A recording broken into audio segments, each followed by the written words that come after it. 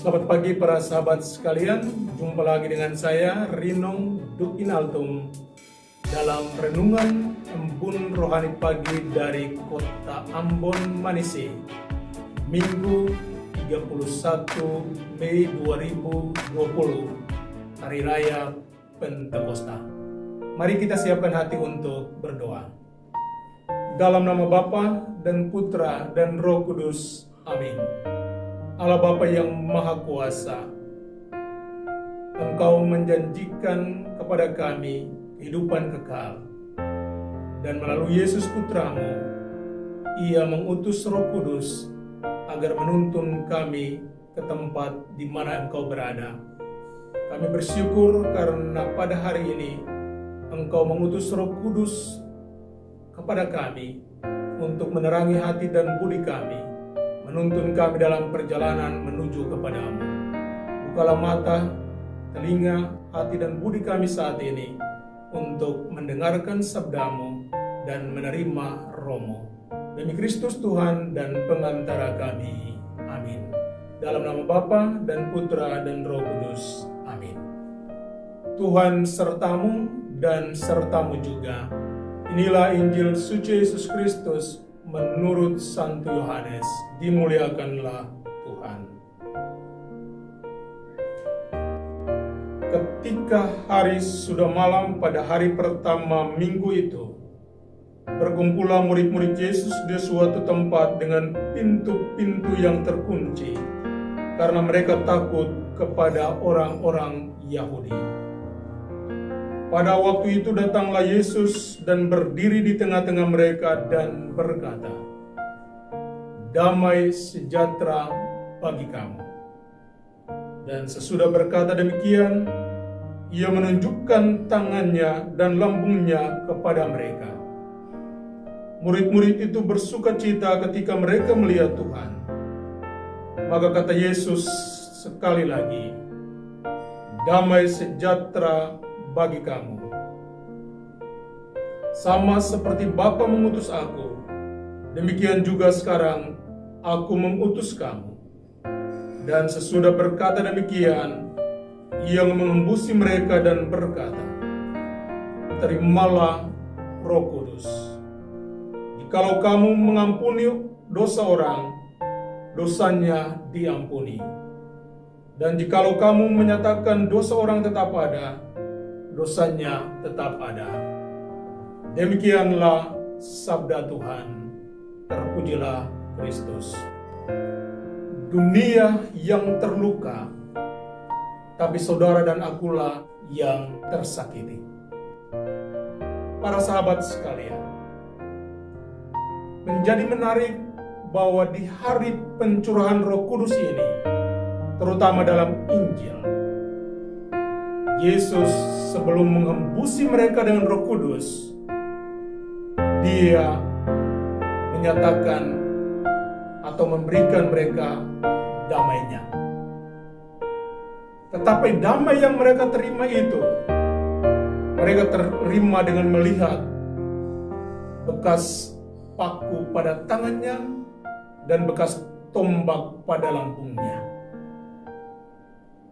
Hanya mau mengatakan bahwa dari luka-luka Yesus itulah keluarlah darah dan air, keluarlah damai, pengampunan bagi saudara dan saya. Hari ini kita disadarkan bahwa Roh Kudus berkarya di dalam diri kita.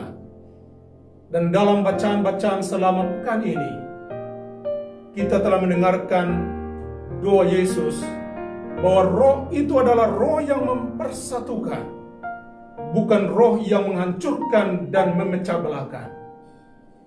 Roh yang memberikan kesadaran kepada kita untuk memberikan pengampunan, bukan memfitnah dan mencelah orang lain. Hari ini kita mendengarkan kisah turunnya Roh Kudus ketika Roh itu membuat para rasul berani tampil untuk berbicara dalam bahasa kasih, bahasa cinta kepada semua orang yang mendengarkan mereka. Roh itulah yang membuat hati mereka bersukacita dan bergembira, karena sesungguhnya Tuhan sendirilah yang datang dan tinggal di dalam hati mereka. Karena itu roh yang samalah yang diungkapkan oleh Rasul Paulus dalam bacaan yang kedua. Kita mempunyai satu roh, yakni Roh Kudus. Tapi roh itu menginspirasi orang untuk mempunyai talenta, kemampuan yang berbeda-beda. Bagaikan satu tubuh dengan banyak anggotanya. Tapi hal yang indah di sana bahwa walaupun banyak orang mempunyai karunia-karunia itu, tetapi ada satu yang mempersatukan, yakni roh yang membuat mereka bersifat rendah hati, sehingga mereka tetap taat dan patuh tinggal di dalam gereja. Karena itu hari ini kita semua disadarkan bahwa Yesus yang terluka, atau dunia pun yang terluka, penyebabnya adalah saudara dan saya. Selama 30 hari yang lalu, kita telah berdoa Rosario Laudato Si. Paus Fransiskus mengajak kita untuk memperbaharui lagi komitmen kita untuk mencintai manusia dan alam semesta. Tetapi sejenak kita bertanya pada diri kita sendiri,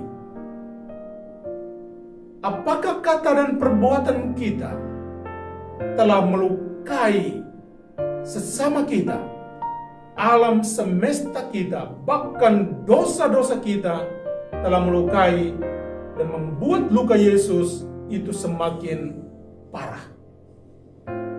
Hari ini kita disadarkan bahwa ketika Roh Kudus turun ke dalam hati kita, dalam akal budi kita, roh ini harus membuat kita untuk bersukacita, berdamai dengan sesama dan alam semesta. Roh ini harus membuat kita menjadi berkat bagi orang lain. Roh ini harus membuat kita mengucapkan kata-kata yang memberikan kesejukan, kata-kata yang memberikan semangat, kata-kata yang menghibur, dan kata-kata yang menggembirakan.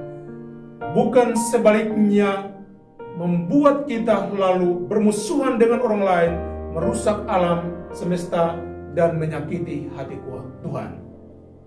Para sahabat sekalian, ketika Roh Kudus ada di dalam hati kita, maka dialah yang menggerakkan kita untuk selalu bersukacita, selalu membawa damai kemanapun kita pergi dan dimanapun kita berada. Selama novena 9 hari, kita telah diingatkan bahwa Roh Kudus datang ke dalam hati kita. Tetapi reaksi-reaksi kita terhadap Roh Kudus itulah yang menentukan kualitas kata dan tindakan kita. Reaksi kita lah yang membedakan satu dengan yang lain dalam kata dan perbuatan. Tapi ingatlah bahwa roh itu adalah satu dan sama.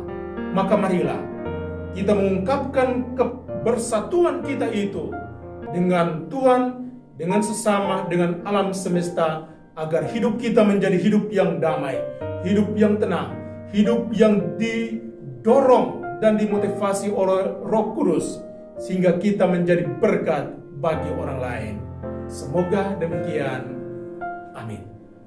Terimalah berkat Tuhan. Tuhan sertamu dan sertamu juga. Semoga saudara-saudari sekalian dilindungi dan diberkati oleh Allah yang Maha Kuasa, Bapa dan Putra dan Roh Kudus.